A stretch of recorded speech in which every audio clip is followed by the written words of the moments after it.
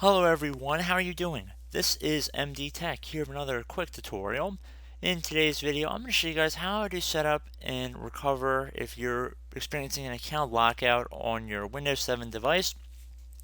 So this tutorial will be basically resetting the invalid logon counter you might be having, or if your user account is set to have quite a few minute delay in between an invalid login attempt.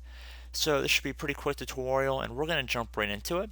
So this issue will typically involve a local user account. So you want to sign into an administrator on the computer. So in my case, test machine is the administrator account on my device. And what you want to do now is head over to the start menu and you want to open it up and type in local security. And best match should say local security policy. You want to left click on that and it will take a second to open up, so just be patient. Okay, so at this point, I'm going to just make it a little bit bigger here.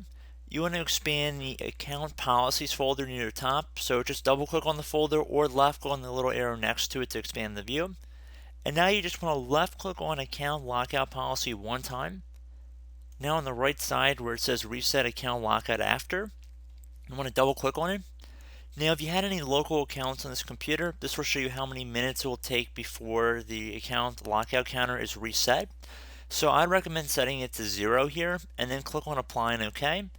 So it's grayed out because I do not have any local accounts on this computer, but if you are an administrator and you're logging into an administrative account and you have a local account on your computer that's experiencing this issue, this should not be an issue here, and you just would type in the number 0, click on apply and OK, and then I recommend restarting your computer and hopefully you should be able to get into your previously locked out account.